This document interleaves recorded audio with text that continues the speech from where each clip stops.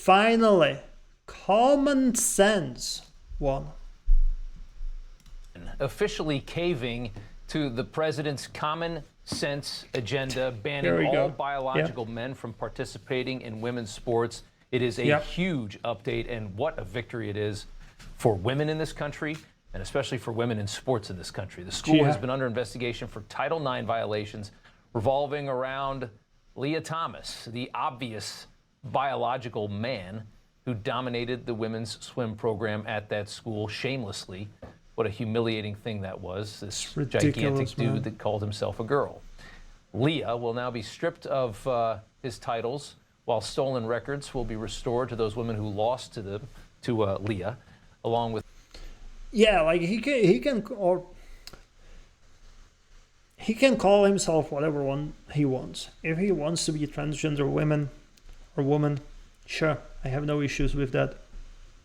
But you're not gonna compete with the biological women. Like you were born as a male. You have different physiology.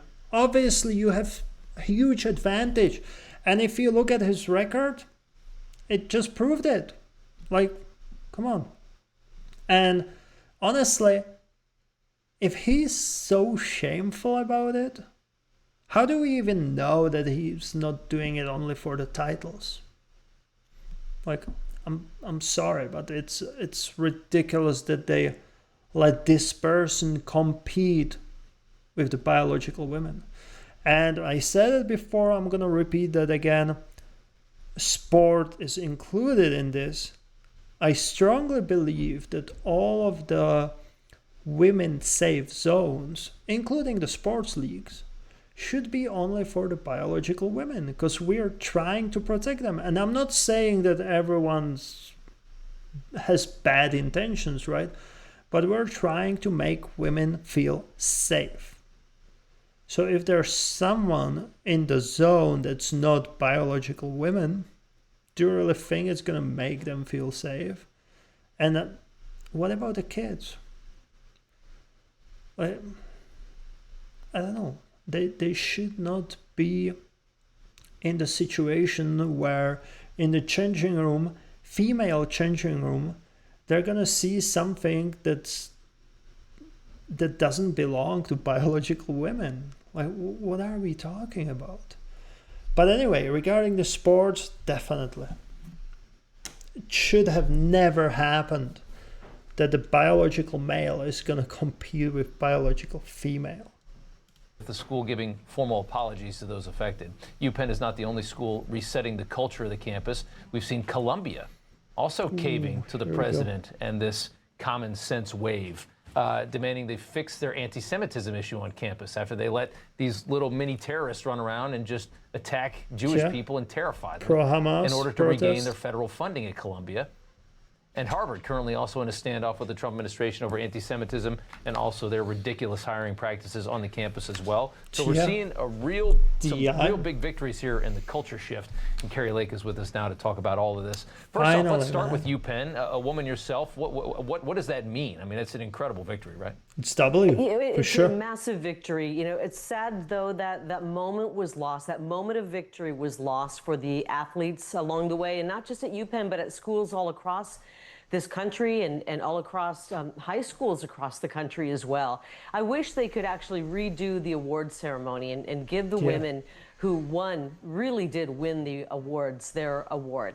But I also think of the damage that's been done to the high school athletes who had to compete in high school with men who were faking being women on these athletic teams, and they lost their ability to even get a college scholarship because they weren't able to set the records that they should have.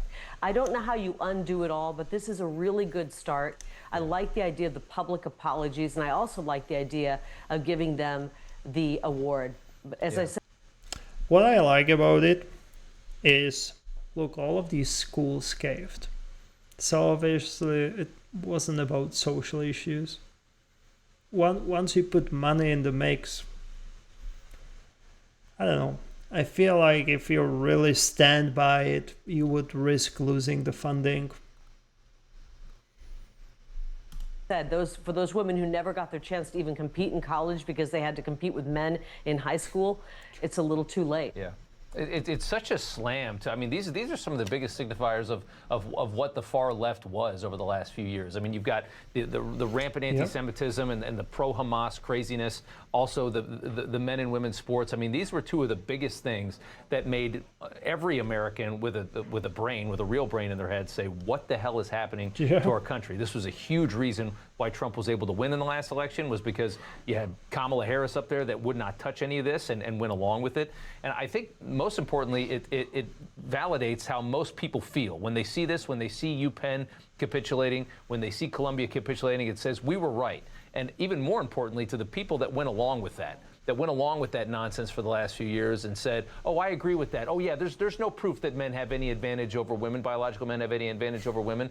And the people that felt that the ridiculous nonsense on the campuses was justified because Israel really is, some kind of a bad state and a bad actor.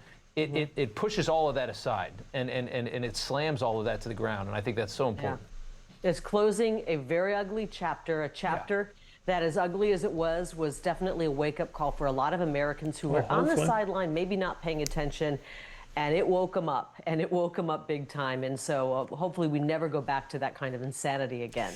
Yeah, well said. Wanted to get your take. We had a very interesting day in the courts in this country.